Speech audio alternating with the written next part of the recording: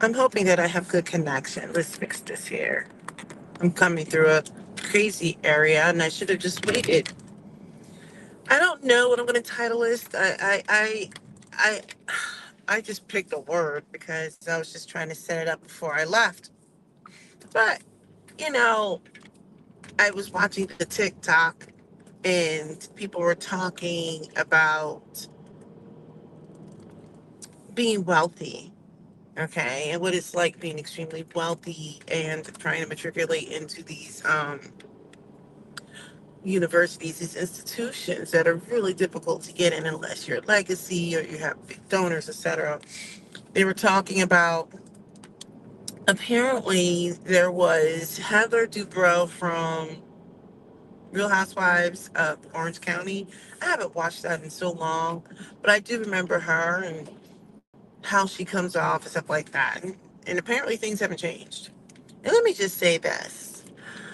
Um, People aren't making certain things up, right? When you talk about those who are just like wealthy or who are like I grew up, I never knew I don't know if I would say I was poor, but I didn't have a lot of money. I mean, my needs were met and everything like that, but yeah. And so when I went off to college, let's just say I was exposed to so much. The kids, and I did not go to Harvard, okay? But these kids who are used to attending these private institutions, they're used to growing up a certain way, right? They have access to everything, the best everything. And what I have learned, you know, I'm old now, right? I'm 48 years old. I've learned that like they they had access to people getting them tutors and like I never had any of that. Their process to get into college was so curated, right? It was so curated. They had the right tutors to get them like to basically put them in positions so that they tested like extremely high on their SATs. They had people that like they were well coached on how to get into college. I remember growing up, I don't even know how I got accepted into all these colleges because no one helped me. Like, let me rephrase that. I shouldn't say no one helped me, but I was filling in applications. I'm sure maybe my high school might have helped out a little bit, but like my family didn't help me with anything. And when I look at things now, and I was able to help my son, of course, but like I think about like how a lot of these parents like they write the essay for their children. They have people that do nothing but help them like prepare to, test well on these standardized tests. And then like the wealthy, like they are donating so much money to these universities. And the wealthy kids, like someone had mentioned this, and I do believe this because I forgot something that someone had said to me when I was in college. Like, there are kids who create businesses and nonprofits or whatever you want to call it, right? Like you're like, wow, like they're just so amazing. And then I think about things like my oldest, he was working at the local grocery store. He took piano lessons and stuff like that. But like, he needed to work. Sorry, that's one of my alarms that's going off, so it's messing up my video. If he wanted money for his car, to put gas in his car, stuff like that, he needed to work. So there are like kids out here who they would go work for people. They would do free internships, and I was like, "What? What is this thing you say called a free internship? Because I can't work for free." And they would have like these awesome opportunities. They're getting like letters for admission, like referral letters or whatever, like from like it'd be from like chairman of some board or something. I remember when I was helping my son prepare to for school and to try to get into this honors college, of which he's no longer in the honors college. But they were telling me when I first they did a solid and they were like, we're not going to accept your application into this honors college. Go back and do it again. And I had checked all the boxes and I thought that, he had done a good job. And listen to me, I checked the boxes, but it was really me going back over saying, hey, look, you need to do this, you need to do this, you need to do this. And they said, you're going to need more because you have students who are coming here who get letters of recommendations from people who are like CEOs of this and chairman of the math department for that and all kinds of like crazy stuff. Needless to say, these wealthy kids have so much money and access to a different level of networking. Their connections are on some next level stuff. And when you're ordinary and you don't have those connections, all you have is your tenacity. All you have is your brilliance given to you by God, but like based off of, I don't want to say limited exposure, I would say different exposure, but limited for that environment. So when people talk about privilege, it is definitely real because these kids at a young age, these wealthy kids, they know how to work around the system and they know money talks and opens doors, connections, everything. Knowing the right language on how to speak, the right boarding schools. These kids were attending boarding schools. I remember I was having a conversation with someone at work, several people actually, and I had to explain to them, like, especially growing up in the North, how they value education. Now, that doesn't mean elsewhere in the country or around the world that they don't value education, but in the North, education is like a flex, right? And I remember when I went to college, I can't even make this up. When I was in college, I was a freshman and I was in Math 1, which is basically Calc 1, which is like Calc 1 and part of Calc 2, right? So all the math is accelerated. And I was on a little bit on the struggle bus that first semester, but like I remember I met this woman and she was always so well put together. She was nice, she was polite. Like she didn't have like much of a personality, but she was like 2 or 3 math classes ahead. Like, and to her, that was normal. And here I am in an engineering school, and that it's normal to take calc, like calc 1 or whatever. And she was like there, like almost like I was in remedial math. And she's like, and if you ever need help, like for her, that was like, oh my, it must be so hard for you having to take this remedial math. Like that's how it came off, right? Some of these kids were just, and that's anywhere you go, but generally speaking, like her world, that was the norm. Like there were kids, oh gosh, I mean, there's kids around the country who are used to just being flown everywhere on private jets and everything like that. But to get into like these institutions, you have to really like have access, like, right, like, so they say that they're no longer going to be looking at legacy. I don't believe that's true because places like Harvard, all these Ivy League schools and big name like private schools, how are they expected to get their money? How are they expected to have these healthy endowments if they don't have those big time donors with their legacy kids? So I'm not so sure, excuse me, I'm not so sure I believe that legacy, they're going to pull back on legacy. I mean, it might be like 1% or something. Now, these are just my opinions. These are my both thoughts. All I know was they had so much access and knowledge in everything. I remember my sweet mate used to yell at her parents because she was like, stop slipping money to me. Like she, I guess, had this conscience where she was just like, I can do this on my own. And if you keep giving me money, I'm giving it to the homeless.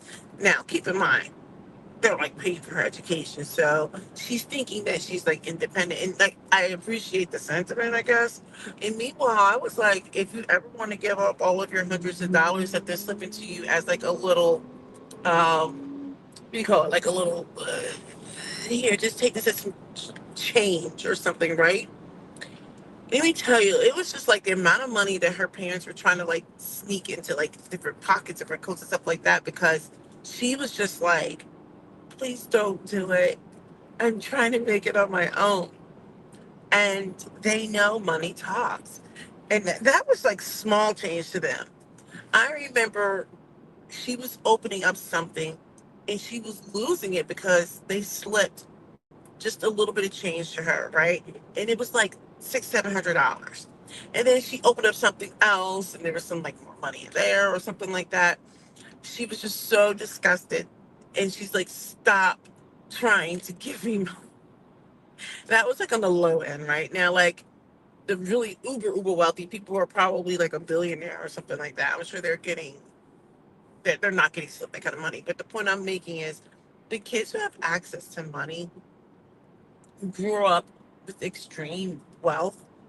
It is a completely different world. And what I would also say to you, now this is just my opinion, based on my collection of experiences, and I can't say for certain that these were the wealthy people, but I can surmise they were because they had everything. There were people who, what is this?